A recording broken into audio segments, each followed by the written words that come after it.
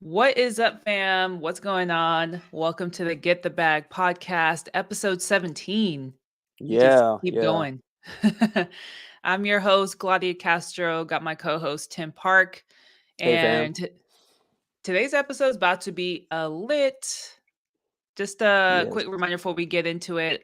This is a live show, so please post your questions for our guest throughout the conversation, because we want to make sure we answer any questions you guys have. And don't forget to hit the like button, subscribe, set the reminders, anything that help with YouTube's algorithm. But without further ado, today's episode: how to run a successful business while being a mom. I think this resonates with tons of ladies out there. hmm And this lady is crushing it. She's a businesswoman, a wife, mother of three, fur baby too, I think.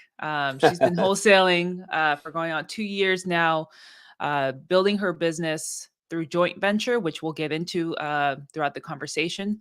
But to think that she was going to get into fix and flipping first, but then decided to mm. go into wholesaling, and then the pandemic hit, and the rest is history. So let's get her on.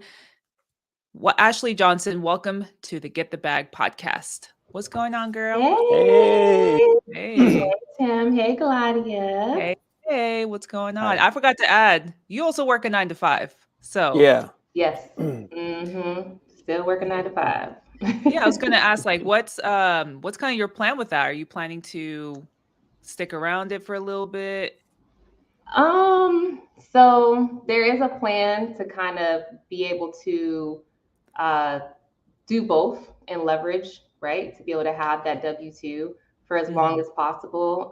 Thankfully, it doesn't interfere too much.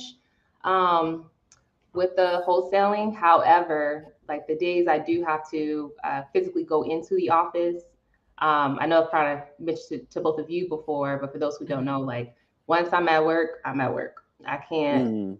I don't have no personal, I don't have my phone, I don't have any other personal access to any of my personal stuff. So I'm kind of like shut off from the world until I get back to my phone. Right. Thankfully, I still do have some telework days, so I try to maximize those days and like a million. You know how it is, right? You got your work Right. computer, got your the hmm wholesaling stuff right here. So Right. yeah, I try to maximize those days, but unfortunately, yeah, when I go into work, it's like I I have to get back to it whenever I get Right. out. I love it. I mean, there is, I think people try to downplay like not having to quit your job right away, but if it hmm works for you, and for me too, I'm like leveraging it so I can get some Yeah. loans, or if I want to, hmm buy maybe a property, I have a work history to kind of go off of. So I think there's Yeah. definitely merits of sticking around, but of course, if you're making more money than you are in your W-2, then maybe that's a sign. I don't know, but Yeah. Right. No, and I agree. And I think it's kind of nice. I think especially starting out, right? Trying to navigate like what tools do I need, buying your data, paying for right. like all these other subscriptions. I mean, if you're just getting started and say you don't want to have to leverage your personal credit because you want to build it, whatever that means for you, Mhm. it's kind of nice to have like your W-2 nest egg until you can kind of build up the capital in the business so that you can stop using Right. your personal funds and just use, the business money. So, I mean, it's kind of Mhm. one of those things at the beginning. It's like, hey, if I got the funds for it, might as well just kind of push through until the business starts making money for itself. Right. Definitely. Right. Yeah, but tell us a little bit about yourself for those who don't know. Obviously, we know you Right. pretty well, but like to think that you were going to get into fix and flipping, like what kind of made gave you the decision to go into wholesaling? Because this was before the pandemic or Yeah. around the time. So, yep, right before, actually, maybe a few months before the pandemic hit. So my husband's actually the one.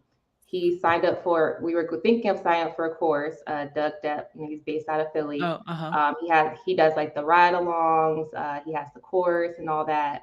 So we were gonna dabble in that. Actually, not going to. We did sign up for it. He did the ride-along and all that. Hmm. Had just had our third baby just a few months ago, so obviously I wasn't going up there to do the ride along. Hmm. hmm Listening to the calls, y'all know how the coaching calls go, right? Right. All the Yeah. yay, just all the gems. I'm like, oh, we're excited. Like, oh yeah, we're going to get into fix and flips.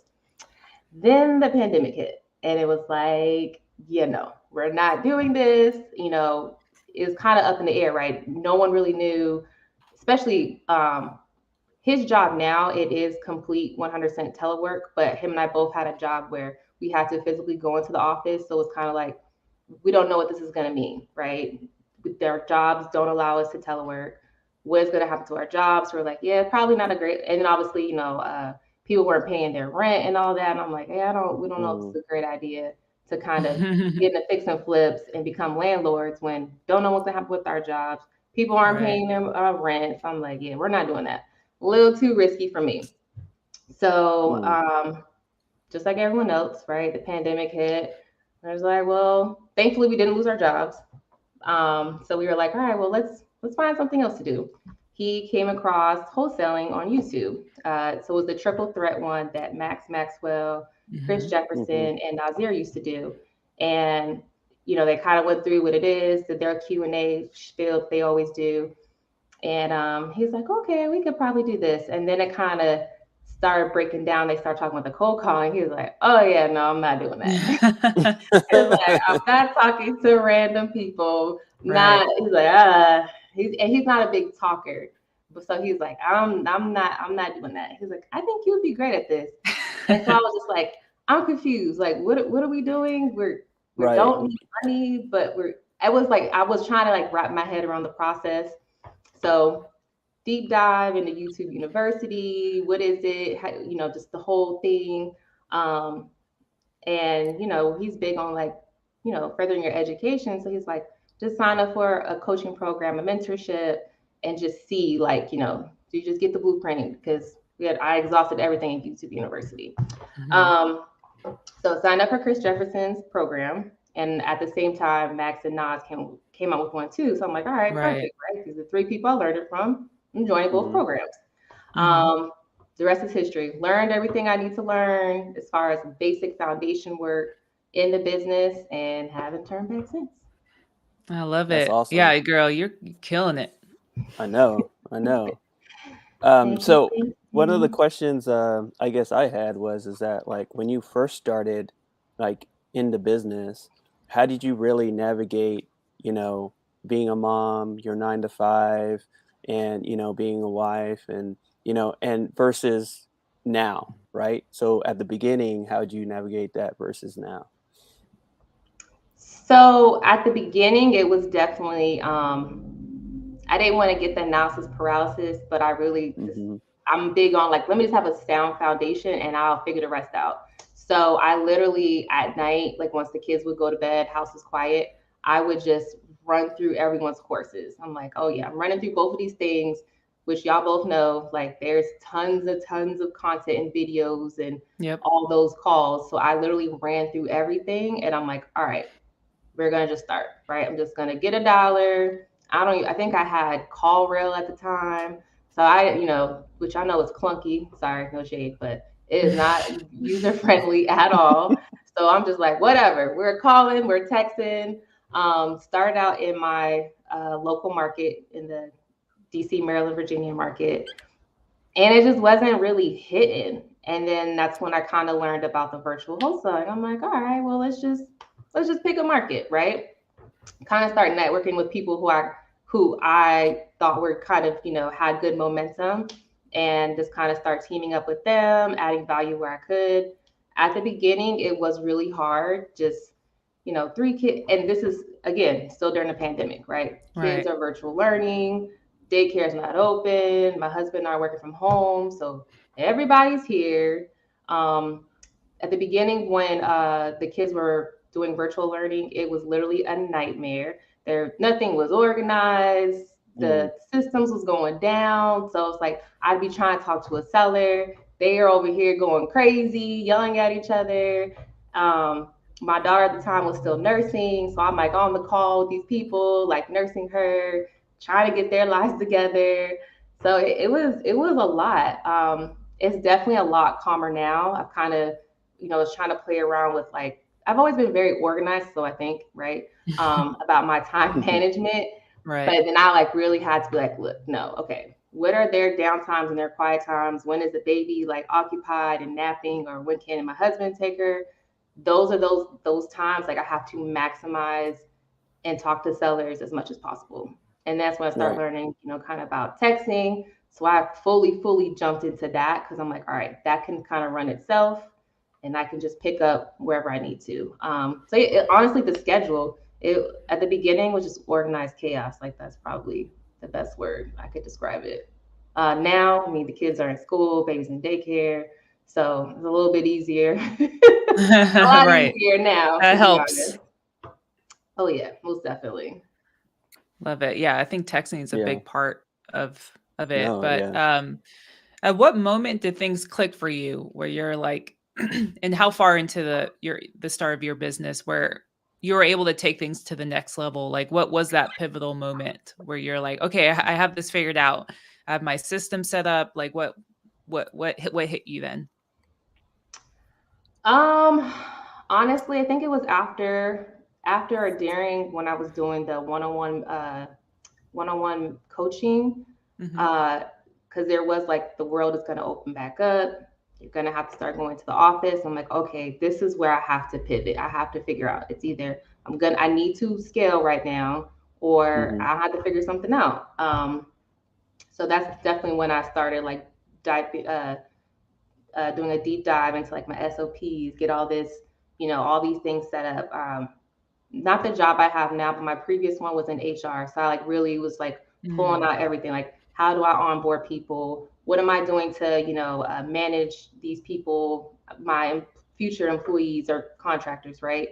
I started to just like really pour into that because I knew that I wasn't going to have the luxury of being at home every day. Right. So that's when I was like, okay, I have a gift in the business where I'm really good at. I need to just make sure and see how I show people that this is a service I can provide to help people on different parts of the business that may be a little bit harder than others. I'm going to just kind of put it out there like, hey, this is what I'm good at. Here's a service that I can provide. Hmm. And just start teaming up with people. And yeah, that's when I started hiring a team, start going really heavy on the SMS, networking, and other groups. So yeah, it was the push from my job telling me like you're coming back into the office, not full time, Hmm. but Right. you won't have that luxury of being home every day. So that was actually kind of my push right there. Mm, that's cool. Yeah. Can you tell us a little bit more about like partnering up with people and then, your JV program and for people that are listening, what is JVing or joint venturing and can you explain that a little bit more? Yeah. So essentially, joint venturing is one person is has the property either under contract or has the prospect lead, and either they need help getting it under contract or renegotiating. So there's one part that obviously the one party has the seller agreement, and then the other part is, hey, maybe they need help running dispo, aka finding a buyer for the property, and that's more so Hmm. my specialty. I'm not bad in acquisitions. However, I'm just better in dispo. Well, you know your Right. strengths. That's my strength. Like that's why I'm training my VAs to like kill it in acquisition. So they could do their thing and just Right. I'll run dispo. So kind of how it was a kind of little on the fly at first, but now it's definitely a little bit more formal. Um, Hmm. so I usually have people. I'll send people like my Podio, a JV. Little form, have them fill it out. Because the key thing for me is it under contract? If so, what's under contract at? Or if they Right. need help Hmm. on the acquisition side, it's okay, what does the seller want? What's the property conditions? We can kind of figure out like, okay, that number doesn't really make sense. It's not really a deal. So at the beginning, when they kind of fill out all the information, this gives me an opportunity to kind of vet if it is in fact a lead. Because we all know you could find someone who's ready to sell, Yeah. but there's no cash buyers around there, or it's not a deal because it's too Hmm. high. I don't want to waste anybody's time, so we try to do like all that on the front end. Right. Um, look over it. Okay, cool. Everything's good to go. Usually, I'll send over the JV agreement. We'll kind of coordinate as far as pictures. I've been able to link up with a lot of people in other markets, And if I don't have my own boots on the ground, it's pretty easy to find and hire someone off of Thumbtack. I know BPO Flow is easy. However, you usually can't get someone like that day. So Thumbtack is kind Right. of my go-to. You can find someone within an hour to go take pictures. And obviously, these people are professionals, right? Like they Right. take pictures for the MLS, which I enjoy because I don't have to sit here and explain to you, take pictures of every room. I don't have to go through that whole thing, right? They're Right. professional, pictures are crisp. So it's like, all right, I mean, that's my go-to for everything. So yeah, get pictures, and then I'll start the dispo process, right? I have my sources that I use, the different platforms. I'll do all that. I like to do check-ins every other day unless something drastically happens in between. I'll schedule the buyers to go take a look at it. So I do the transactional coordinating thing. Didn't do it at first, but I do it now only because we all know like everyone's communication is different. And so I kind of dropped the ball once when I let this other person handle everything with the seller.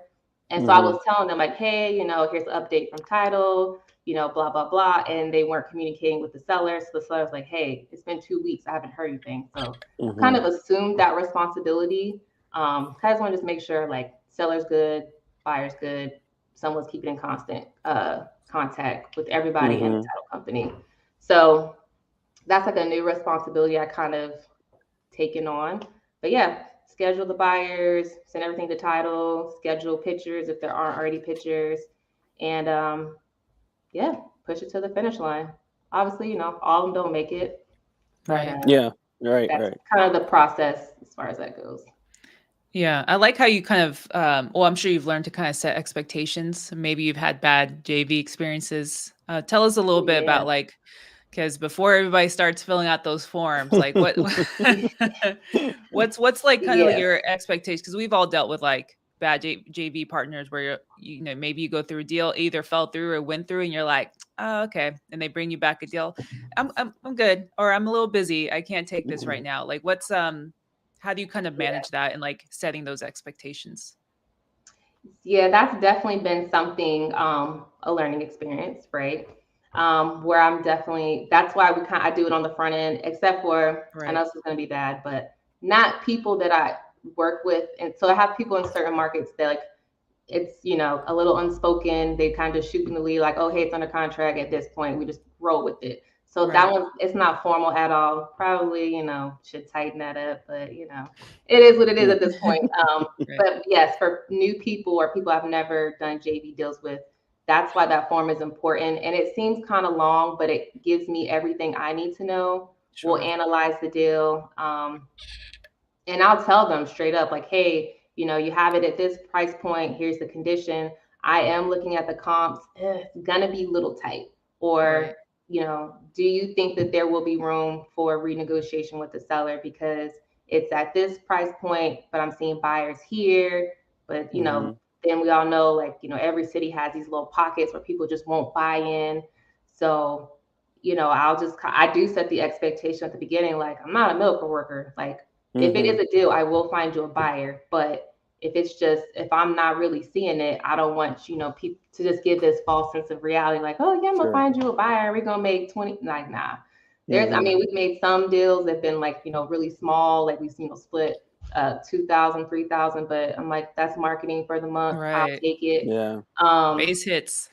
That's it. Right, exactly. But now, and I always tell people, like, just because you go on YouTube and they say, oh yeah, you can make 10,000. I'm like, look, if you have 5 small deals, right, it's all going to add up at the end of the day. So I would say like some money is better than no money. Take, if you're making 2,000, 3,000, I can use the extra 2,000 or 3,000. So I'm not going to turn a deal down because I'm not making, a 7-figure like that. That's just silly to me. So, but yeah, there are some instances people, like I said, and that's why I set the expectation. Like, look, I'm going to give updates every other day unless there's something imperative that happens in between, because I do not want this to come off wrong, but like, I am trying to run my own wholesale business. I do have VAs, currently hiring some more. still have a 9 to 5, got these kids, this dog, like His dog. I can't, right. I cannot communicate with you every hour on the hour Right, on the update on right. a property. Like that is just not, it's not reality. I can't do it. So And Right. there have I been, feel like, go ahead. Sorry. no, I'm saying that for me, that's been like, I had to set the expectation. Like I will have an update for you at least every other day. Mm-hmm. Even if the Mm-hmm. update is, hey, just checking in to let you know that I haven't heard any feedback from these buyers. I'll check in with you. But even if my update is I don't have an update, I'll at least try to make sure I check in because I can't do it. Like we're all Mm-hmm. trying to run our own businesses. I cannot update you every hour on the hour. Like literally, Right. I have given deals back. Like, you know what? Actually, I changed my mind. I will void this JV contract. You can have it back. I can't do this. And I don't mean it in a mean way. I'm just like, I can't, I don't have the time for it. I don't think Right. Yeah. anybody does. But Yeah. I get it, right? If you're hungry, it's your first deal. Yeah. You just want to kind of know, especially if you've never gone through the whole process. And I'm all about the education part of it, right? You want to know, like, okay, so what goes to title? What happens there? I'm happy to lay all of that out, especially if you've never done a deal. But and I get it, right? We all want that first one to close, especially when you're this close. Yep. Mm-hmm. But I just can't hold your hand the whole way. I can't do it. Right. Yeah. Get a Yeah. coach if that's the Yeah. case. Right. I have plenty of people I can refer you to. Those some great coaching programs. Right. Right. Right.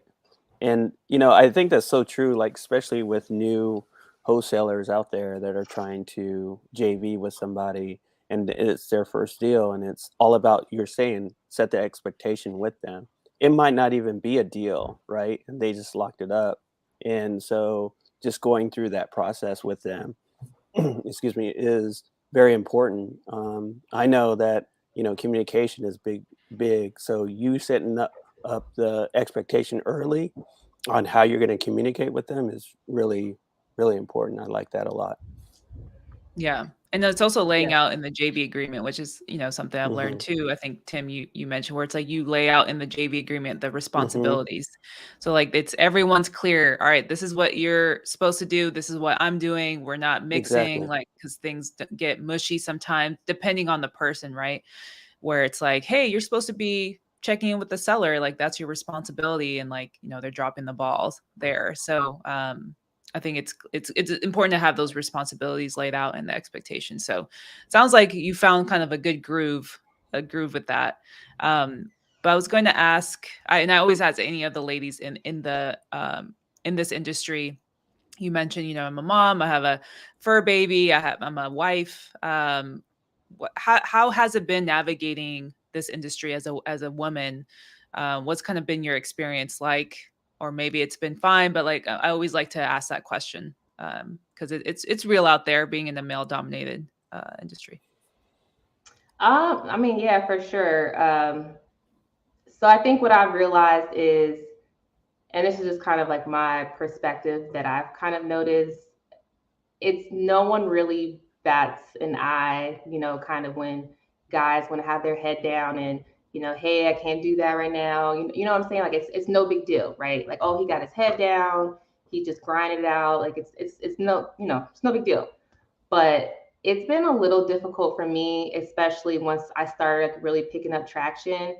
Like, Mm. yeah, can't do that mom duty. Sorry. You want us some Uber Eats? Like I'm not cooking. Like I can't do that, Mm. And especially because like my kids were so used to like, we would do the meal prep and all that. And I'm like, yeah, like we're gonna have to get a meal prep service, a chef, because Right. I can't do this every day. I mean, my husband has like during the pandemic, like that's kind of been like his hobby is smoking meat. So it's been like perfect. I'm like, bet you can do all these meats. We could be straight for Wow. the week.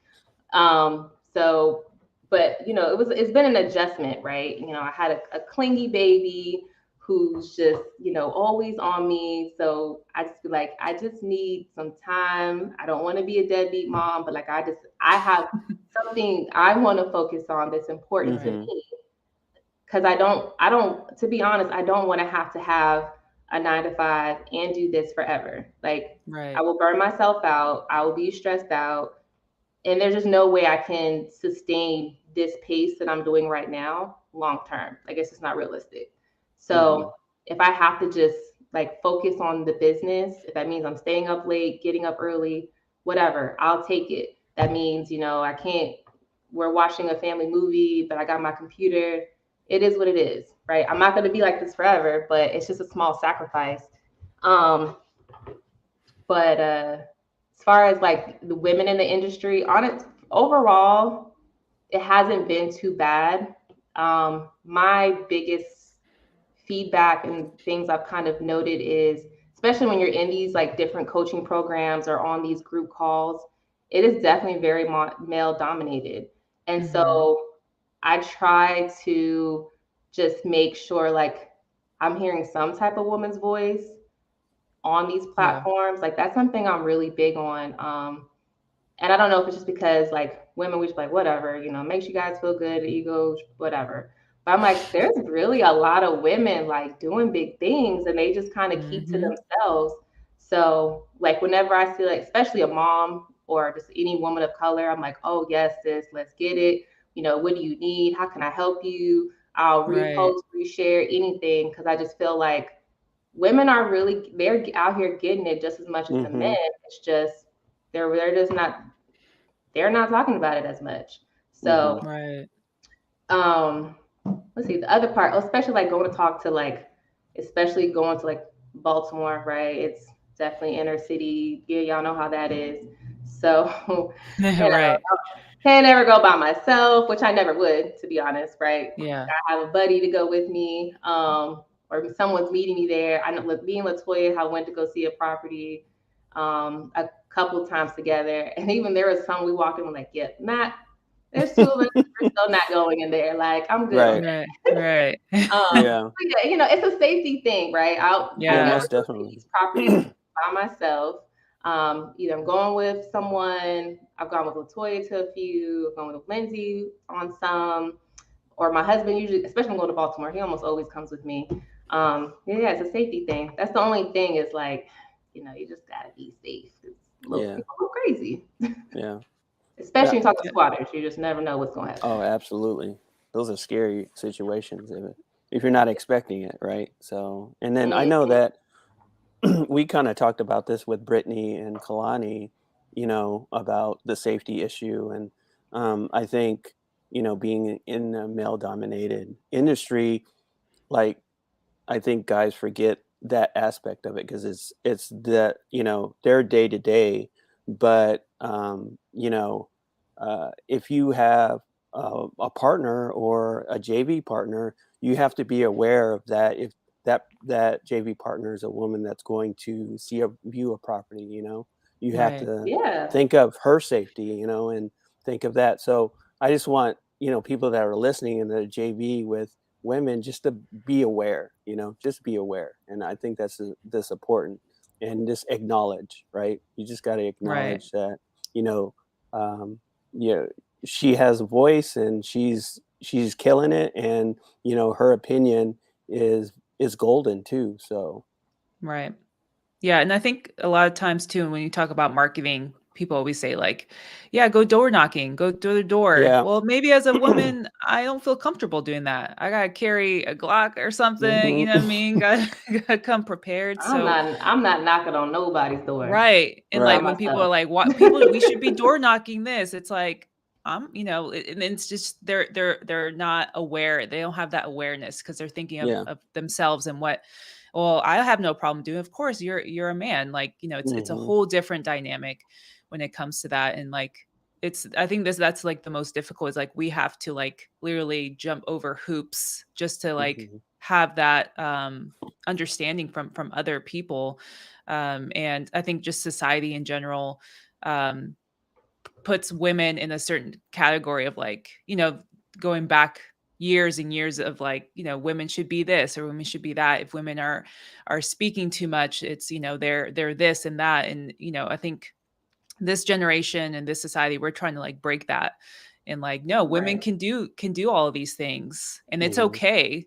It's okay for you not to cook. I read this book by Rachel Rogers called like We Should All Be Millionaires or like something along those lines.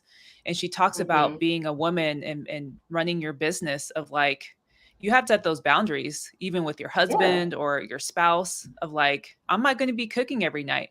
I'll cook once a week, Right. and maybe you can cook the other days or leftovers or whatever, like, but I need my me time to work on my business or work on me. So it's really important. I think women just want to feel like they need to do everything, and like Mm-hmm. that's acceptable. You know, if you can, like, hey, you're super woman, but like, if you really want to take your business to the next level, you have to set Mm-hmm. your me time, and make those like tough decisions, setting those boundaries. And so I think a lot of women sometimes don't know like where to even start with that. So I think it's good that you're like, hey, we'll do Uber Eats, but I Mm-hmm. gotta do this and that. Hey, right now is mommy time. You know, I got Right. to work on the business. So I think that's great. Well, yeah, there's That's a awesome. that part you brought up. We feel like, well, I know I did personally, right? Especially before I got into this business. I mean, I did a lot of it. I did a lot of everything, especially at the time, like, my husband was going to school, and so, I did do a lot of it. Mm-hmm. And, like I said, just when I started kind of getting the business, and I'm like, some of these other tasks can be delegated to someone else. I mean, we Mm. Mm, have the funds to pay for it. We're gonna do it because, right.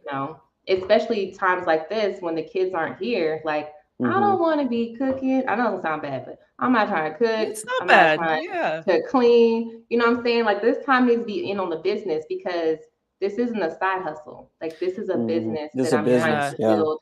Right. That I'm trying to build and run. So it's not like if you're at work, are you not if you're teleworking, but if you're at work, are you gonna be, trying to cook and do all these personal things? I mean, yeah, well, we dabble and pay our bills, all that online, sure, Right. but when you're at work, you're working.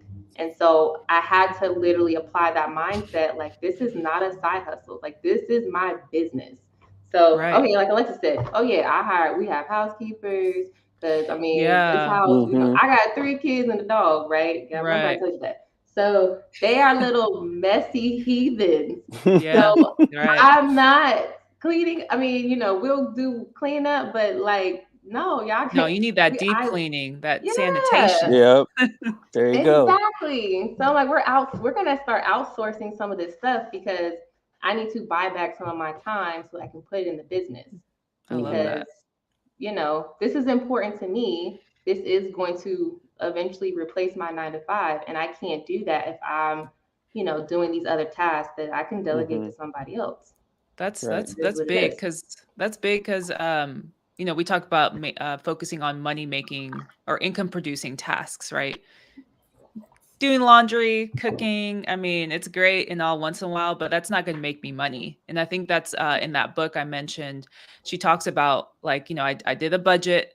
Hey, we can afford a house cleaner to come in once a week or Mm-hmm. however often. I hired a chef to do my groceries, to do this, because I shouldn't be focusing on that. I need to be focusing on Right. building my business. And if you can afford that, you should be delegating those things, because I don't want to spend, however many hours cleaning, doing laundry, when I could be speaking to sellers or closing deals. So I think that's a big part where like maybe the women, it feels it's tough to let go, where they feel like they have to do that. No, you can delegate that if it fits in your budget, Mm-hmm. maybe Yep. $300 a month, like hire a chef or hire whoever. Um, Or even I for think something that's what takes you. small, like Right. Instacart, right? So you don't have to go Right. grocery Mm-hmm. shopping. I mean, that's one task you can just take off your plate. You don't have to worry about it. I mean, Right. it's just it was hard for me because I was so used to doing everything. And at first, you're so used to just juggling all these things and making it work. But I mean, I was like, I can't keep, again, it was another thing, like, I cannot keep this pace up. There's no way I Mm-hmm. can, do all these things for the family when I have something important too. So yeah, I was just like, I have no shame. Like, oh no, these tasks are getting delegated. I not superwoman, nor do I want to be. Mm-hmm. Like, I can't do it. Right. Right. Right. Burnout's real. So. Oh yeah. Yeah, it is. And I don't want that to be me. Like, I enjoy the business. I'm definitely in a place now where I don't mind staying up late. I don't mind waking up early to Mm-hmm. do it. But I know that if it starts to feel like a chore, then I have a lot of like reevaluation that I need to do. Mm. Yeah. Love it. And, I think within our group, we've been talking about motivation and, kind of uh, what's kind of one, your motivation, and the other one is, mindset, what's kind of helped you along the way with your business and, being, taking care of your family. Um, how's your mindset and, what helped you kind of continue and push forward? Well, I'm a big, and I think this is kind of like how I got really big into the JV thing. Like, I'm just a big like service person. I just love helping people, and you guys know like this wholesaling thing is definitely there's a lot of problem solving that we do. So I'm big on, I enjoy the process, like what's going on with the seller, how can I problem solve it, right? Then we have something that these fix and flippers, these end buyers want. They want these off market properties. Mm, So I enjoy the process of just like helping people, helping these sellers out of whatever their situation is, why they need to offload the house. Um, and I mean, I enjoy it. Like I love just talking to these people, these sellers, even these irate ones. Like they make my day a little spicy. Um, right. Something to talk about. but right, yeah, something to talk about. But no, I really do. It motivates me. Definitely never really grew up. Not that I can remember, like anyone, especially no really women that had their own business or just any like family members that had a small business or anything. So everyone's pushed, oh, go to college, go to this. And I didn't want to. I did it kind of, sort of, but not really because I was like, oh, Hmm. it's not for me. Hmm. So I just love being able to show my kids, like, y'all don't have to go do that if you don't want to. Like, there's so Hmm. many other avenues that you can kind of dabble in, help me in the business, start your own business, or they can be, kind of do what their dad does with the stocks. It's like, I just love being able to show them, like, this isn't it. Like, there's no box. You can go do whatever you want. Mm. Hmm. And I mean, they do tell me sometimes, like, oh, you're always on the phone, or especially when the baby's going crazy. I'm like, yo, can somebody get her? Like, I'm about to hop on the phone. I just need everybody just at a two right now.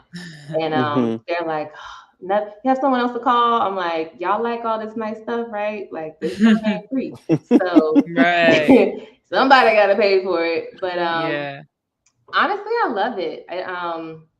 It's kind of, once I get kind of fixated on anything, like I just really just I just go for it. Bam, That's that's cool. hilarious. That's cool. Yeah. Bam That's is so funny. crazy. Bam is crazy.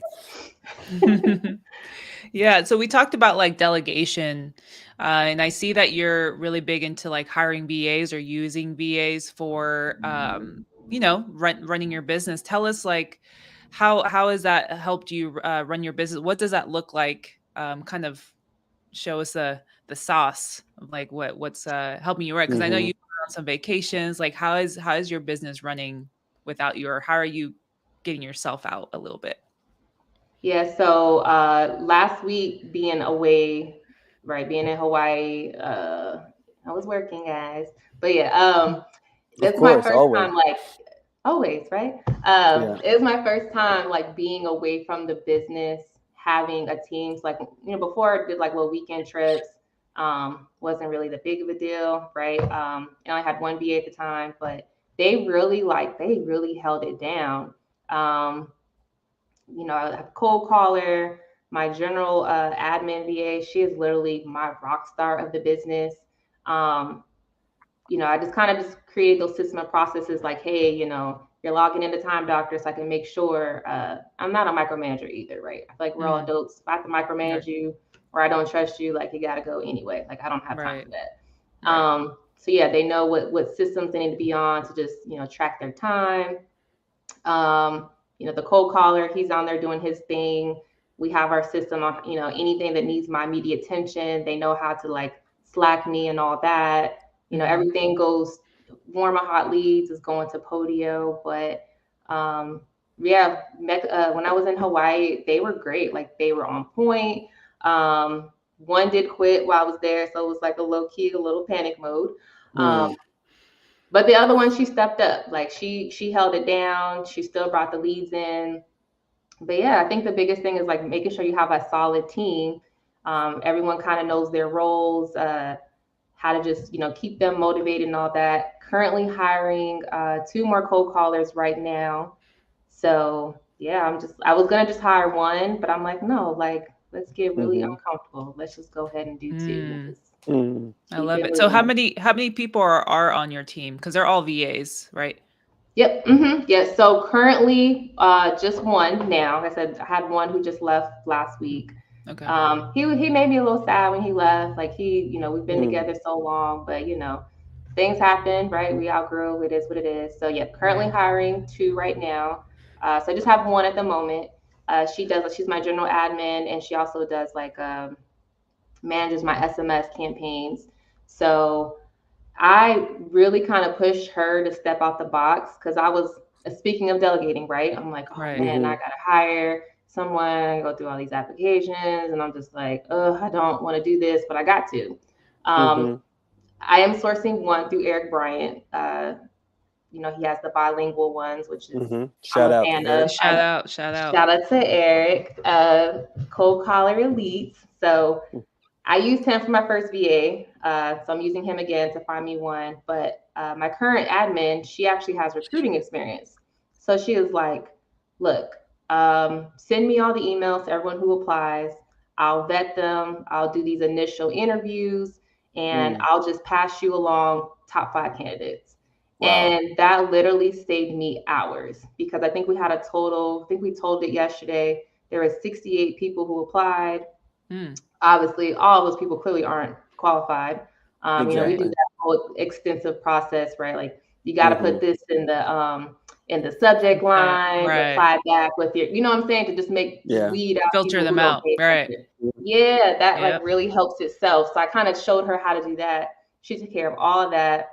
She did all the initial interviews.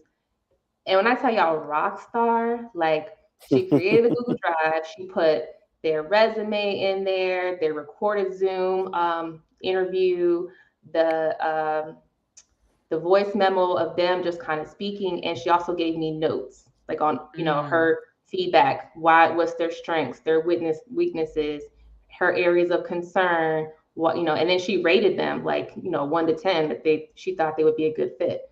She put high, which I thought at first I was like, it was kind of weird telling someone who is from the Philippines like, look, I don't want someone who has a strong accent. She was like, I agree, Mm-hmm. you shouldn't. So I was kind of like a little uncomfortable saying it at first, but that's the Mm-hmm. reality. And she was very like, oh no, this candidate is qualified, they have experience. She's like, but their accent's too strong. You're not gonna like them. And I'm just Mm-hmm. like, when I start seeing that type of stuff, I'm like, all right, well, she really knows what she's doing. So she hmm literally Mm-hmm. saved me hours. I only had to interview, I think, 4 people. So versus the hours of doing that, I Right. spent maybe 45 minutes total. So Mm-hmm. I Mm-hmm. love that. And delegation that's the is culture. everything. That's a culture you're building. And obviously you have Mm-hmm. a really deep connection or camaraderie with this general admin BA because I'm sure once you find somebody like you make sure they stay around, like Hold you on. pay Yeah. them Yeah. extra, whatever it is. Oh yeah, she's getting a bonus after this. Mm-hmm. I already had it made in my mind. I'm like, this is outside of your normal duties. And I even had to tell her, like, look, if you're doing interviews or reviewing any of these things outside of your work hours, please track your time. It is Right. only Mm-hmm. fair that I pay you just because you're working outside your normal hours. She's like, oh no, no, Ashley, it's no big deal. I'm like, no, that's a big No, deal to me. girl. Mm-hmm. Mm-hmm. Right. I know, I right? don't know what your other clients told you, but if you're working, you need to get paid. Mm-hmm. So Mm-hmm. yeah, no, she's awesome. She's a rock star. I ask her all the time. I'm like, do you sleep? Because like you're always messaging me. Like, you need to rest. I'm gonna stop answering you. If you don't stop talking to me, like I need you to go rest. But Right. yeah. So delegation, like you said, you take care of your people, they literally Yeah. will go above and beyond for sure. That's awesome. That's I love awesome. I that. love that. I love that.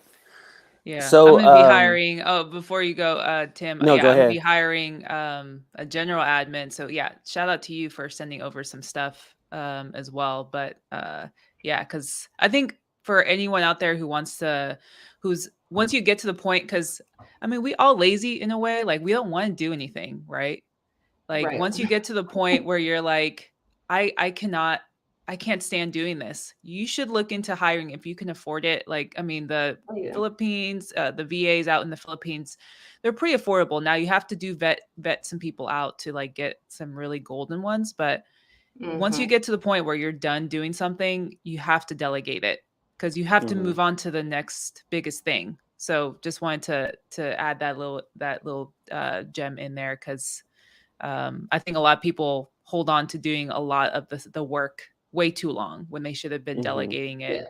a while back. Yep. I know I should have, but I was just kind of okay. So let's talk about the other piece, right? It's a little nerve wracking. I mean, it's one thing for you, like if you know don't get a deal to close that month, you're like, all right, I have my nest egg. But if you don't have a deal that hasn't Mhm. closed, or maybe your funds are getting low, like you have this person who's counting on you to pay them. I pay on every Absolutely. Friday, or I know some people do bi-weekly, whatever. Your person is Mhm. expecting to get paid on time, whatever their payday is. Mhm. And Right. that was a little like, I think for me, I was like, let me just build up a little bit more nest egg because I don't want to have to be that person that's like, yeah, you're amazing, but I can't afford to keep you. Exactly. So Mm, Exactly. that I know I probably waited longer than I should have, but it was just like a little nerve wracking. Like, yeah, Mhm. this person wants to get paid. I gotta make sure right. I can do that. It's a Yeah. whole nother level of stress, or just being aware Yeah. that you have Being a to take business care of owner. your. Yeah. Yeah. Right. Absolutely. Absolutely. Yeah. And then like the other part, right? I know I sent you the documents, Gladia, like the onboarding. But like I add Mhm. another piece to it, right? Again, HR side of my brain. When is their 30-day evaluation, their 60-day, Right. their 90-day, Mhm. their mid-year, what are my notes on there? What am I rating them? Because like all that, all these other Right. big businesses do the same thing. So it was just one of those things I made sure I implemented, especially I'm like, okay, I have a team of two. Oh shoot, I'm about to have a team of five. Like I gotta make sure I'm on point with all this Right. stuff and not being like, oh yeah, I don't give my VAs raises. I'm like, what? You should be doing that. You want I a know, raise in your right? job every I year, know. right? Especially if they're doing a good Bonuses, job. all of that. Yeah, exactly. Mhm. Yeah. I So love that. so it looks like And yeah. Alexis. Yeah, go ahead. Yeah, let's do this question. Yeah, yeah. Question first. Alexis seems like she has a question here. What tasks did you give your admin VA at the start when she started? So at the start, so she definitely jumped into Marketingplex, right? The SMS platform. Um, so what I had her do is pulling the list from PropStream. I mean, I would send it to get skipped because obviously, I have all my payment stuff in there. Mhm. But then I would send her back the list, the raw data list. I would have her clean it for SMS, and get it ready and clean for the batch dialer. I would have her go and upload everything into batch dialer. Um, and then I would have her pull those error codes from Marketingplex as well, remove from the Mhm. campaigns. Yep. If they're landlines, I had her pull all that stuff out of there. And she manages my calendar because it gets a little crazy. It's like I said, it's little stuff like, oh man, I have to go to work today, or oh, but I was supposed to call a seller back. So she makes sure she allocates all my time for my personal and business stuff to make sure I'm not overbooking myself. Um, let's see, what else does she do? And honestly, she started creating a bunch of my flyers. I mean, they're not that hard. So it's like, again, one thing, not a hard task. I'm gonna Mhm. just, delegate it. So yeah, she Right. does like all my flyers for Dispo as well. And but yeah, no, kind of the biggest thing right now she's doing is definitely the SMS and pulling all those lists, getting them ready for skip tracing, batch dialer, and Marketingplex. Cool. Yeah, a lot of those admin tasks that Mhm. really you're like, I shouldn't be doing this. Yeah, that was Right. one thing I couldn't wait to get rid of. I'm like, this is not Right. hard, but this clicking, dragging, like I'm done. I'm like, I'm over this. Mhm. Yeah.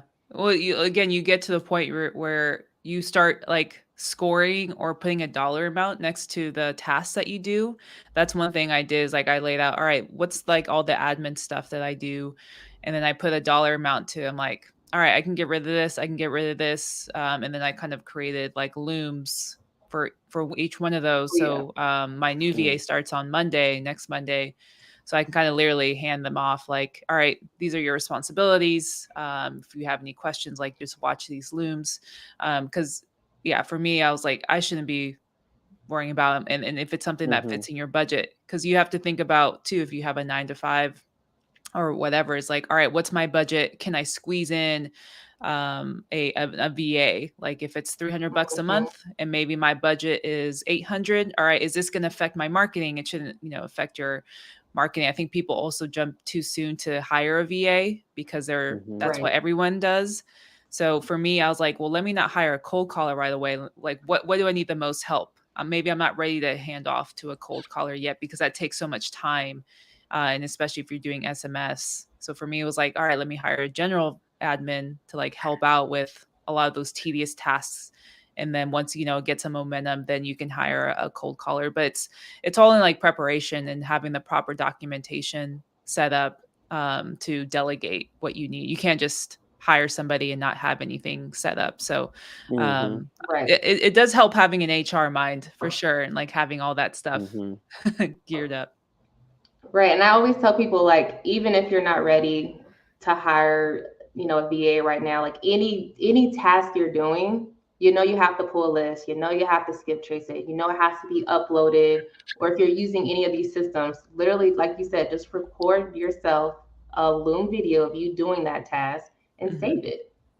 And that's just what I started doing. I'm like, all right, well, this is how you do this is how you do that. Because I'm like, I have to go through these things anyway. I don't want to do it forever. So might as well just go ahead and start recording it. Here's how you pull, export these lists. Here's how you do this, how you tag this. So that way I don't have to worry about it. Even if no matter how well you train these people, you don't want to have to keep training them on repetitive tasks when you can just refer them to a document, even better, a Loom video. So I tell people all the time, like, look, whatever you're already doing, you don't want to do forever, just start recording it, save it. You're literally going to need it at one point in time anyway. Yep. That's 100. I love it. I'm surprised you want to keep cold calling. You didn't want to give that up. Well, it wasn't that. It was just like, what do I need help with the most? Okay. Because I think for me, it was like doing a lot of that. I shouldn't be spending like my days after, or, time after work to get to do this, like pulling lists and updating in the CRM. I have it pretty automated with my SMS. So that's kind of been my bread and butter so far. So I figure I'm like, all right, if I can get some momentum, and once you like start closing deals consistently, you can bring on somebody to do the cold calling. I do a lot of like niche marketing anyway. So like, once again, I kind of have that consistency, then I can kind of bring in a cold caller. Cause those are, especially if you go through an agency, like, again, those are pretty pricey. And again, you're like, I need to be closing deals to pay them off. You don't want to, be a month or a couple months in, then you're like, well, can't afford you anymore. Cause, at first I didn't have the system set up, so, I think people jump to a cold caller sometimes, unless you're really terrible. For me, like I'm pretty decent, like in speaking with sellers. So I'm like, all right, I can do this for a little bit until, get a good process down. Right. No, yeah. Cause like, you'll hear them say, oh yeah, you get a DA with us, it's only X amount to X amount dollars, but they won't tell you like what you got to pay on the front end. And you're like, oh, hold on, this is a lot. So I always tell people, like, look, if you do want one, maybe you don't want to pay that. There's plenty of sources out here to find your own VA. Downside is it's a lot more time consuming because you do have to sift through all these underqualified people. So that's the downside to it, to be honest. Yeah, and definitely. You definitely budgeting is a big part of that too, right? Just making sure you are aligned with your finances and make sure you can add another person to your account for these tools that you're using, right? And those Yeah. little things add up to your monthly expense, along with the salary that you're paying your VAs and stuff like that. So you just gotta. A lot of people just come in and maybe jump into the VAs and not plan Mhm. for that, and Mm-hmm. not plan for all these tasks that they need to do. So I think you guys kind of have that already in place, and that really helps with being having a successful VA from the start, right? Mm. Yeah, definitely. Well, for me, and I don't know about you, Gladia, but definitely at the beginning, because I didn't cold call, but maybe an hour or two a day, right? So Right. my data lasted a lot longer. So I went from cold calling an hour to a day to now having someone cold calling for 6 hours a day. Like you run through a lot of data. Mm, So Right. it was like Tim said, yeah, you got to add these people onto these other platforms. But the other caveat is now you got to, buy more data to be able mm, to just keep them busy. If it is what you're putting in your SMS or whatever you're putting into your dialer, like they go through them things really fast. So Right. like you got to be prepared for that too. Like you know, don't let the dialer get quiet and they get bored because then you gotta keep them busy. The mm, Right. upside is they want to work, so they don't want to feel like they're wasting their time either. They want these deals, they want these hot leads because they want to get the bonus. Right. So mhm, that's the other part, right? You can't go the cheap route on the data because then your data is going to be bad and then they're not getting any leads. And then you're like, well, why aren't you getting the mhm, leads? And you're like, hey, you can't really blame them. This is kind of on you. So mhm. that's the other That's a part that good I, point. That's a I very was good not point. prepared for was the amount of data. So I'm like, all right, it's happening to a new market because there's no more data here. And we are Right. recycling these leads. Now we got to go somewhere else. Right. Mhm, So mhm, I was And not prepared for what that looked like. yeah, no, I totally feel that too. And I think it depends on your business model, right? Like whatever your sales cadence of like, all right, we SMS first and then we cold call, or maybe we mhm, do them both at the same time.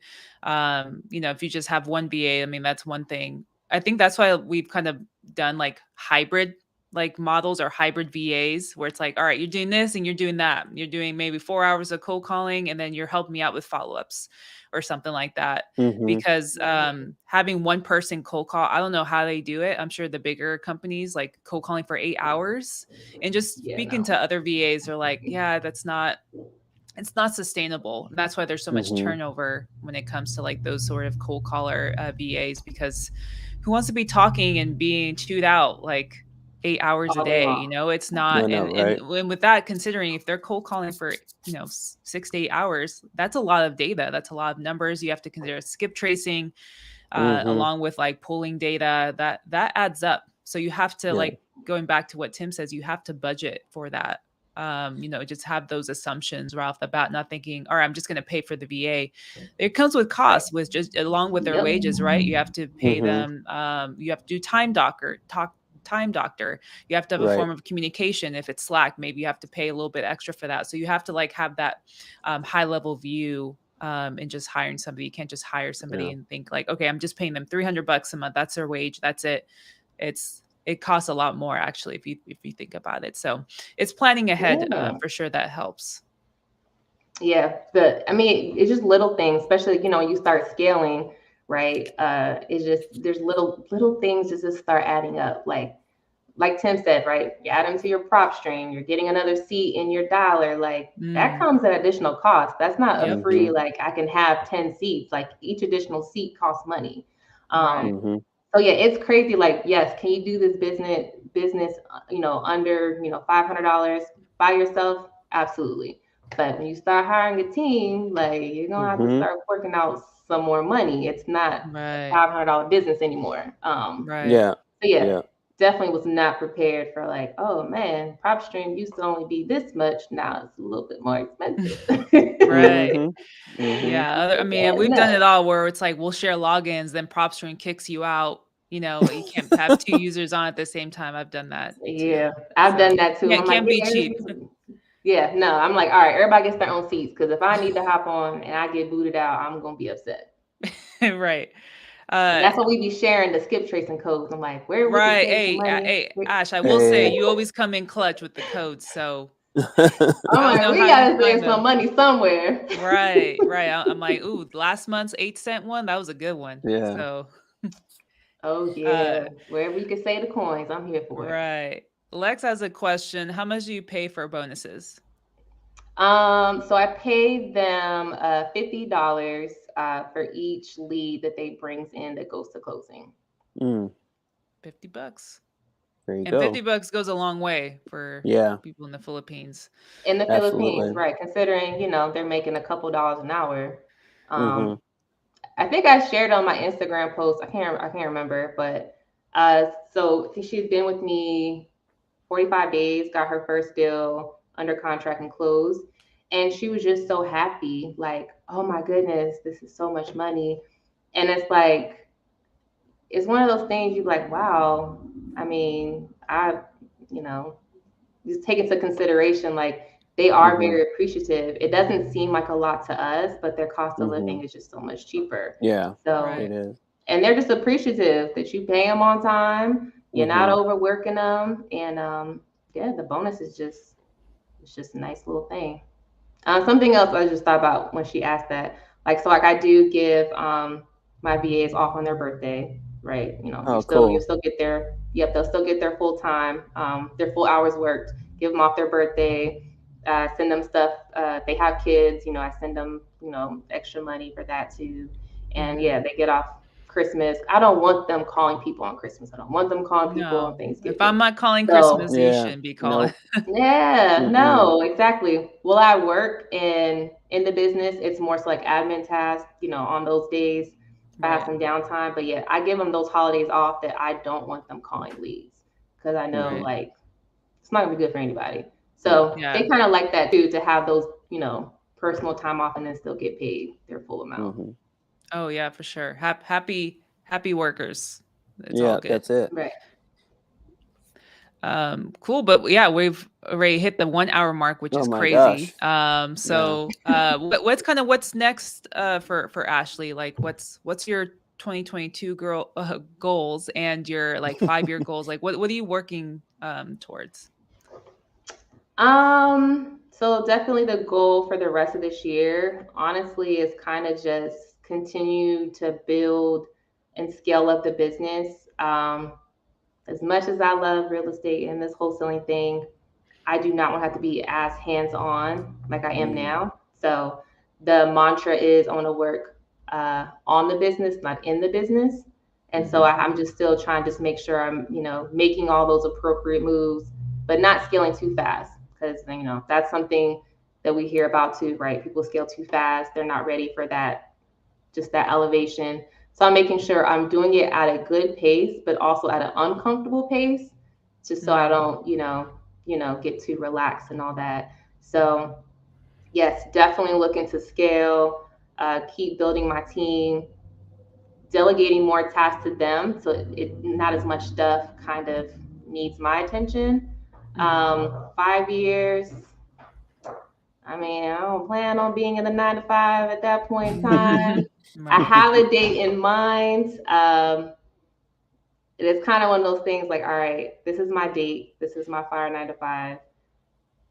I just want to be able to stick to it, not do it before, not do it after. Yes, I mean, it's scary. I know some people will like, look, whatever, just do it, jump out there. But I mean, it's not just me. I have a family, so I got to make sure like I'm bringing in consistent deals that is more than what my 9 to 5 brings in. But we all know, yeah, maybe it is more than your 9 to 5. What are your overhead expenses? What do you have to pay your employees? Like, I don't care if you're making more than your 9 to 5. How much you have to pay in taxes? Like, there's a whole bunch of other stuff to kind of take into account. Where okay, my net may be higher, but what is my take home amount? So I'm just constantly like looking, listening to all these different podcasts on just how people are kind of like, how they have it figured out. I just welcome all points of view. But yeah, yeah. So 5 years is definitely I know we kind of talked about it before the call. Like, definitely want to get into the multifamily realm. I would hope it'd be 4 or 5 years, but I do eventually, want to start cherry picking some of these deals to keep for myself versus wholesaling them. And so I'm just trying to make sure I continue to put myself in a position that I'm able to do that. I don't want to wholesale everything, but I want to be able to cherry pick deals that make sense for sure. Makes sense. That's awesome. So, what would you like to leave the audience, for today? Any advice or any tips for them? Let's see. Biggest thing is definitely find you a good community. Now, if that's a coaching program, if that's a Facebook group, social media group, whatever, right? Find you a good community. Because, like, let's be honest, I'm sure most of our our family members or our day-to-day friends, right? They don't really understand just the business, and not even like how it's ran, just the headache from the sellers, the buyers, the title company, just like all that drama that's tied into it. It's comforting to kind of have like your community to be like, let me tell you what happened. Let me tell you how such and such was tripping. So it's nice to kind of have like those venting, like even if you have like a partner, I mean, yeah, of course, yes, well, they listen to you all day, every day. But to kind of have that community of people that can like really understand you and can be like, next time try this, and give you some feedback on how to do better. I would always tell people like find out who that is, kind of create that. Like it literally goes a long way. It's nothing like having those conversations with people who really understand and can relate to kind of what you're going through, the ups, the downs. I love talking to other moms in the business. Like they be knowing, like, look, these kids drive me crazy. Talking to the sellers, these kids are screaming in the background. You know what I'm saying? Like this will, everyone kind of they understand the ups and downs of the business. So find you a community for whatever that means for you, and definitely have like a nice, like small group of people who y'all can really like go in depth with what's your goals, and they can kind of hold you accountable. Because again, it's one thing where your partner always holds you accountable, absolutely. However, people who actually know the business can be like, you want to make how much this month? Now that's not realistic. Or you're selling yourself short. So it's kind of one of those things, like they can keep you more accountable because they know what real looks like, or they know if you're trying to sell yourself short. So definitely a small circle to kind of keep you accountable, and then an overall bigger community to just be able to network with, and just leverage other people's ideas and whatever talent or whatever that is, they can bring it to the table. Like that goes a long way, which I know we've all seen on Clubhouse, social media. Like, you can literally learn so much stuff for free. So it's like, why not just be able to be a part of like those type of communities? Love it. Hey, love it. You. Well, thank you so much for coming on. How can anybody find you? What's your on social media or your website? So my handle, it's right there. It's ashjohnson_31. If you go on my my Instagram page, there's a little link in my bio. If you're interested in JVing, my Podio form is in there. Come straight to me. Like I said, we will do the vetting on the front end. Expectations, right? Not a miracle worker, but if it's a deal, I got you. But yeah, everything is in there. My Podio JV agreement, JV link.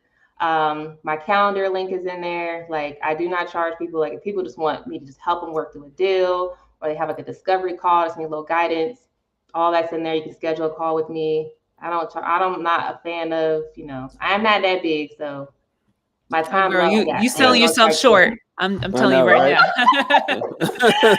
Look, I'm here to help people for the free. A lot of people help me, so I feel like that's the best way I can get back. But there may be a timeline for that, or a deadline, I should say. Yeah. There's a threshold. I talk to Colleen all the time, and she's like, you need to start charging people. These calls ain't free. But I mean, Bams. you know, bam, bam, I know, y'all right? got all the money. I But know, yeah, bam. so link in my bio, calendar, JV agreement, how you can reach me, my number, email, it's all right there. Love it. Well, make sure you hit up Ash on Yes. Instagram. And thanks so much, girl. It's been so nice Thank catching you up. so much. You dropped some gems. Appreciate all you guys in the comments showing love. Yeah. Have a great day, everyone. Make sure to catch us next Wednesday, 8 a.m. Pacific, 11 a.m. Easterns. Get the Bag podcast. Let's Have a great go. day, y'all. All right. Thank you, Peace. Gladia. Thank you, Tim. See Yeah. y'all All later. right.